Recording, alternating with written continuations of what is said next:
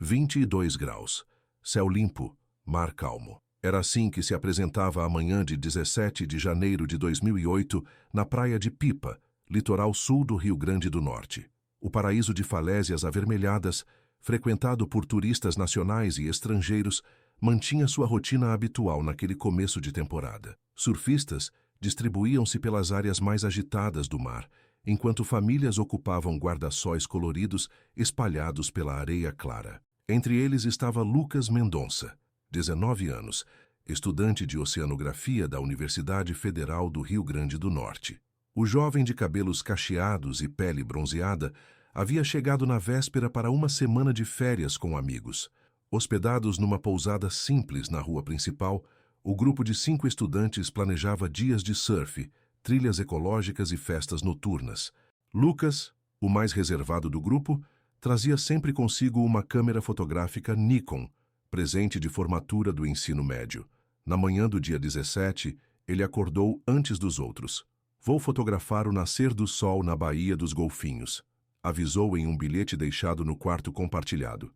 Vestiu uma bermuda azul, camiseta branca com estampa de ondas, e seus chinelos havaianas onde havia escrito seu nome com caneta permanente na sola, um hábito adquirido nos acampamentos de verão da adolescência. Carla Vasconcelos, dona da pousada Brisa do Mar, foi a última pessoa a ver Lucas com vida.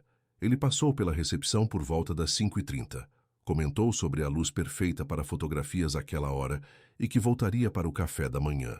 Parecia animado, tranquilo. Relatou posteriormente à polícia. O caminho até a Baía dos Golfinhos era conhecido, mas exigia uma trilha de cerca de 20 minutos por entre a vegetação de restinga e trechos de falésia. Durante a temporada turística, era comum encontrar outros fotógrafos e observadores de golfinhos naquele horário. Porém, naquela manhã específica, uma forte ressaca havia sido anunciada, e as autoridades locais recomendavam cautela aos banhistas. Às 9h45, quando Lucas não havia retornado para o café da manhã, seus amigos começaram a se preocupar. Tentaram ligações para seu celular, sem sucesso. Ao meio-dia, após checarem os pontos turísticos próximos, decidiram procurar a polícia militar. A princípio, pensamos que ele tivesse conhecido alguém ou decidido estender o passeio, explicou Rodrigo Almeida, amigo de Lucas desde o ensino fundamental.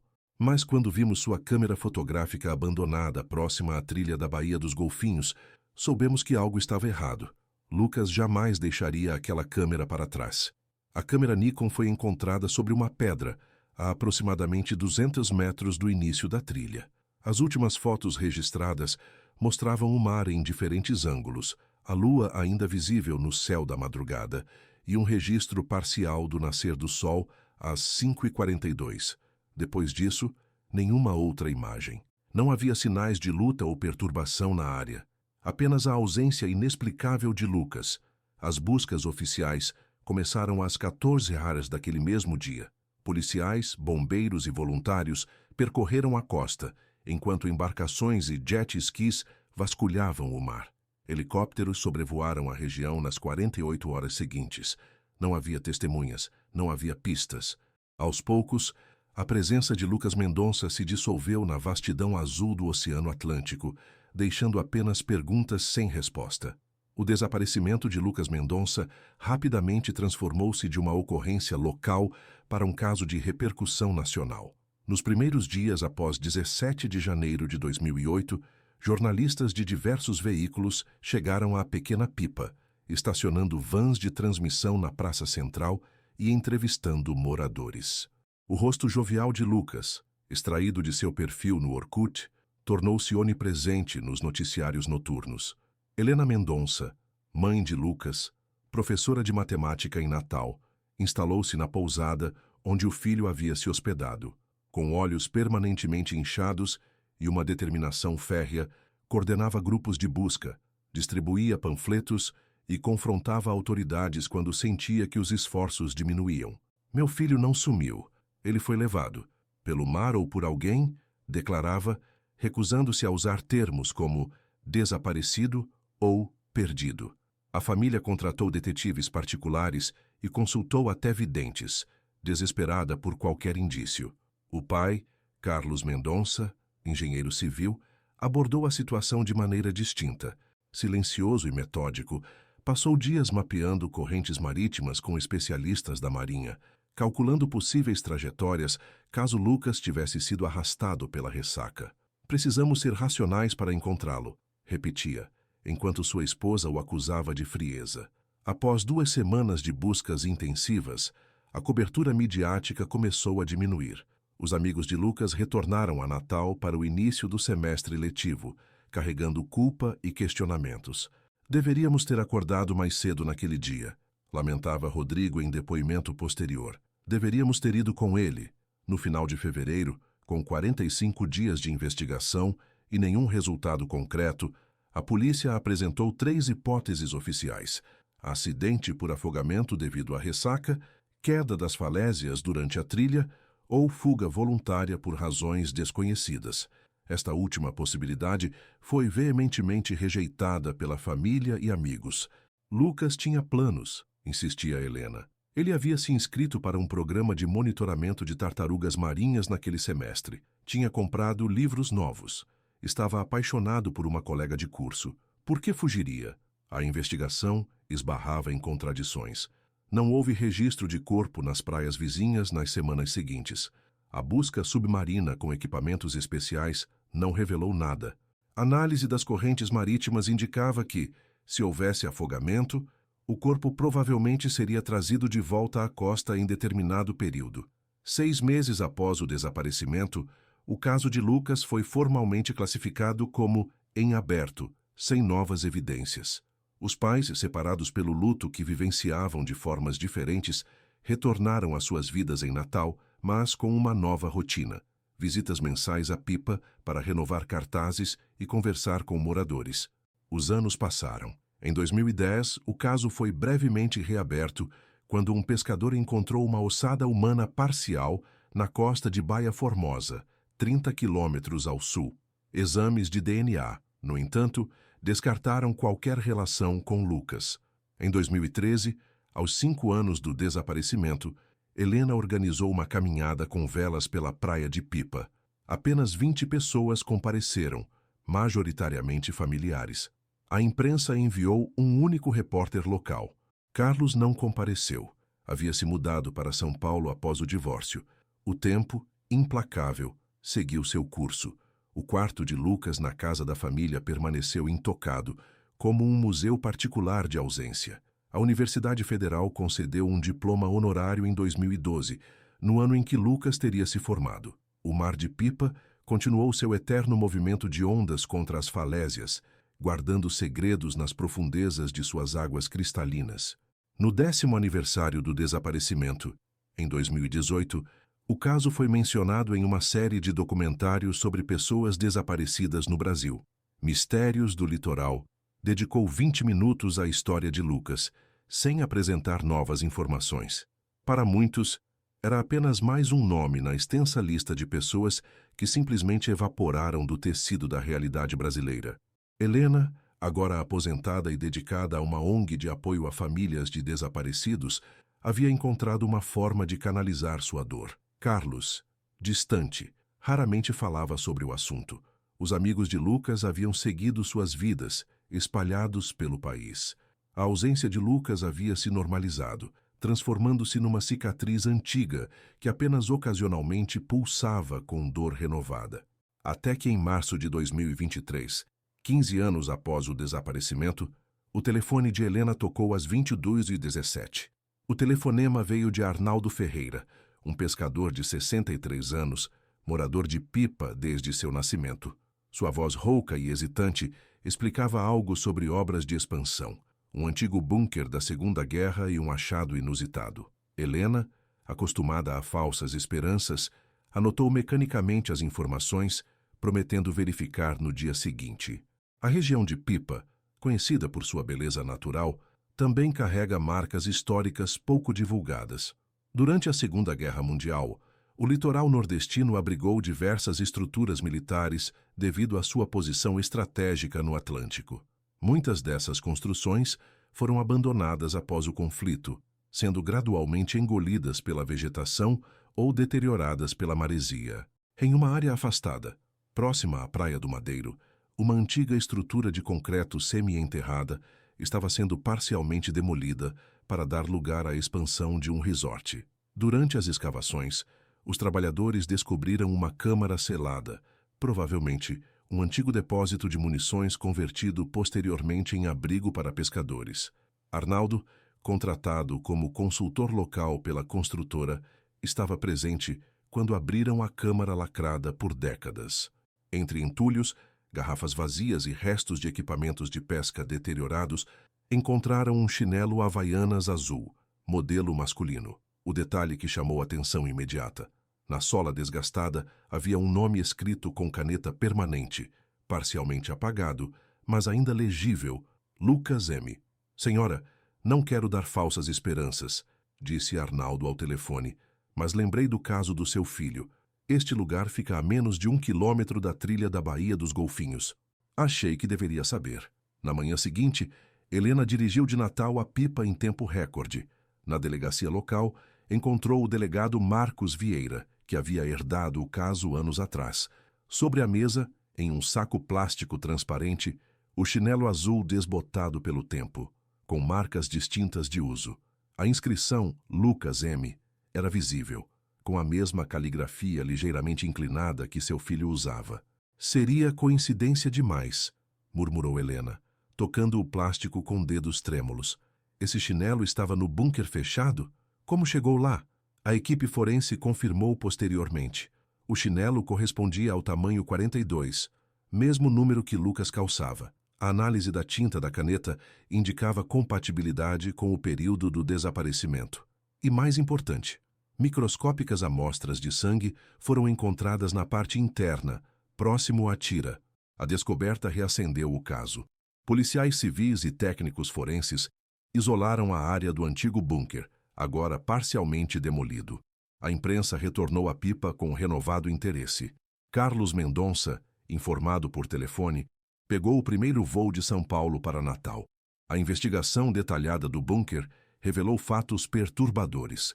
A estrutura, originalmente militar, havia sido adaptada informalmente nos anos 90 como depósito por pescadores locais.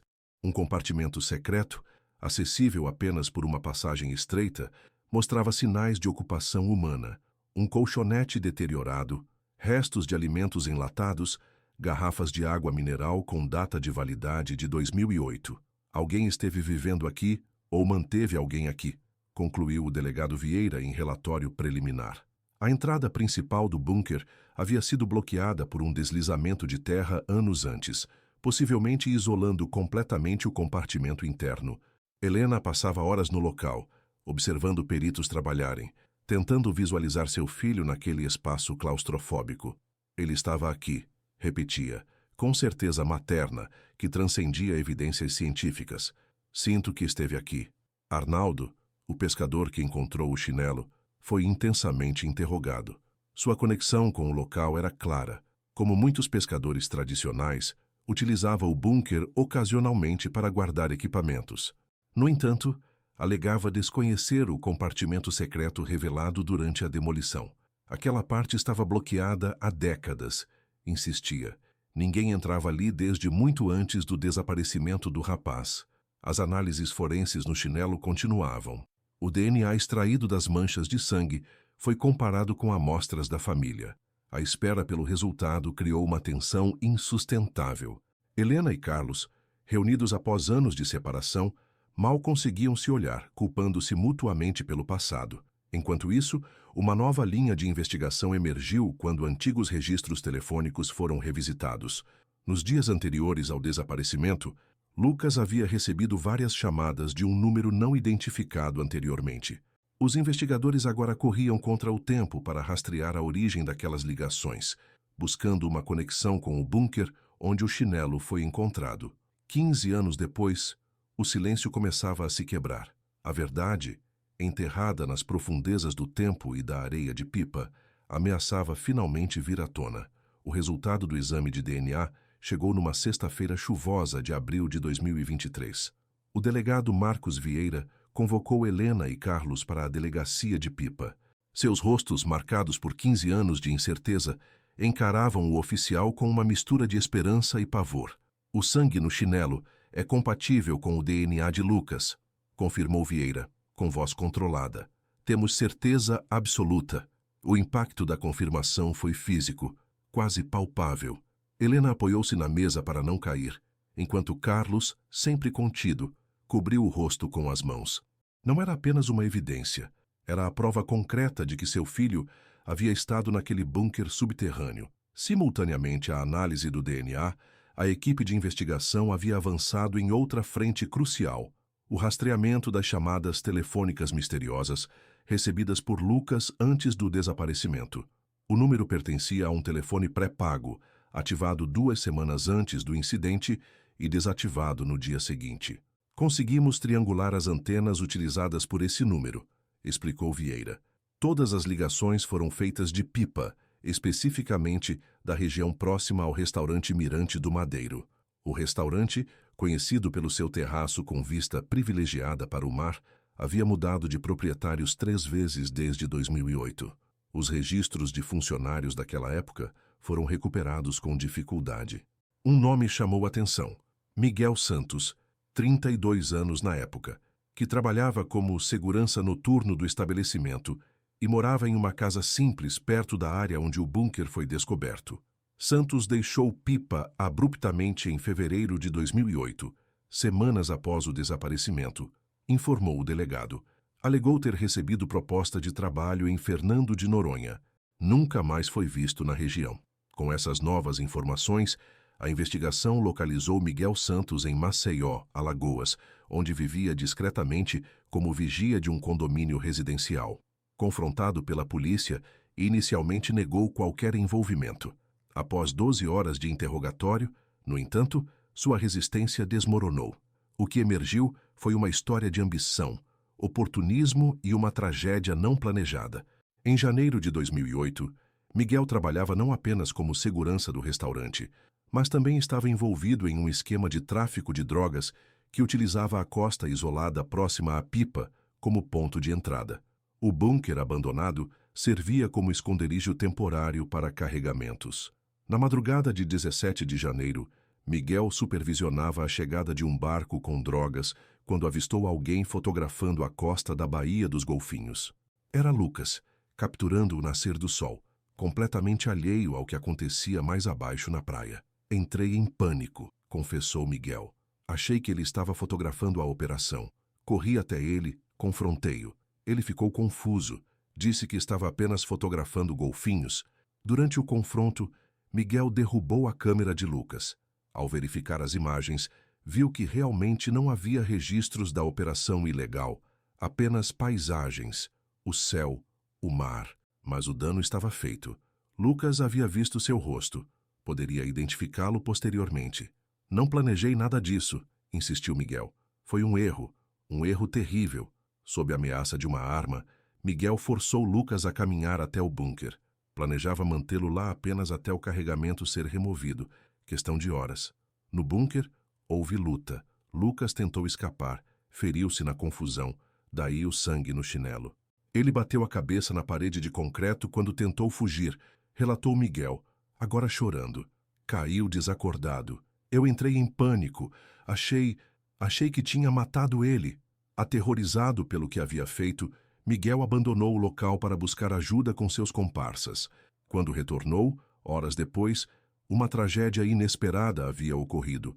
Um deslizamento parcial de terra havia bloqueado a entrada principal do bunker, tornando-a inacessível. Tentamos cavar durante horas, disse, mas quanto mais cavávamos, mais terra caía. Era como se a própria natureza estivesse contra nós. Convencido de que Lucas já estaria morto devido ao ferimento na cabeça e à falta de ar no compartimento selado, Miguel e seus associados decidiram abandonar o local. Dias depois, com a intensificação das buscas, Miguel fugiu de Pipa, carregando o segredo por 15 anos. Mas a verdade revelada tinha uma reviravolta final ainda mais dolorosa. Quando as equipes forenses finalmente conseguiram acessar completamente o compartimento secreto do bunker, descobriram evidências que contradiziam parte da confissão de Miguel.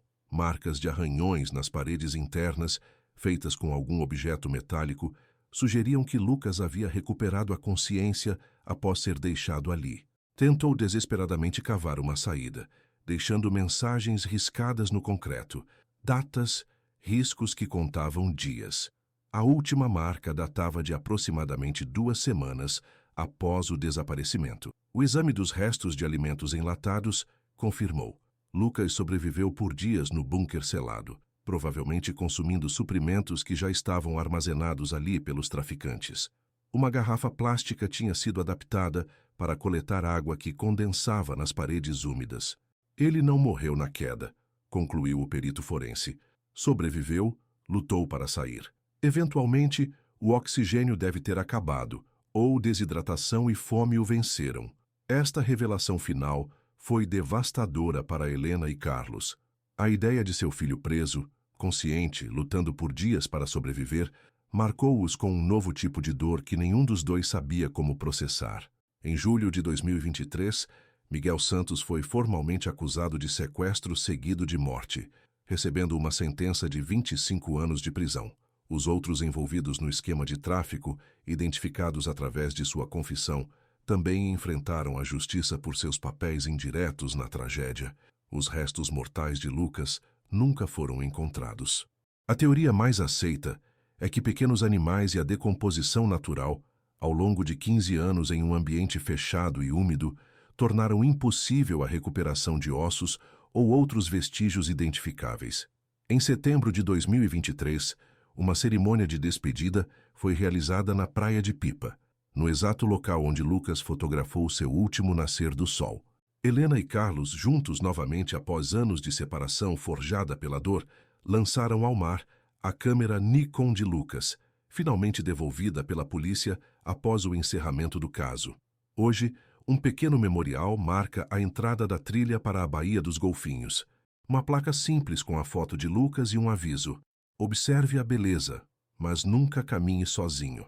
O chinelo com o nome na sola, a peça que finalmente trouxe a verdade à tona após 15 anos, permanece guardado na casa de Helena, não como lembrança de horror, mas como prova de que mesmo enterradas por anos de silêncio e terra, algumas verdades eventualmente encontram seu caminho até a luz. E nas manhãs de sol em Pipa, quando os primeiros raios dourados tocam as falésias vermelhas, os moradores mais antigos dizem que conseguem ver, por um breve momento, a silhueta de um jovem fotógrafo enquadrando o horizonte perfeito, eternamente capturando aquele último nascer do sol.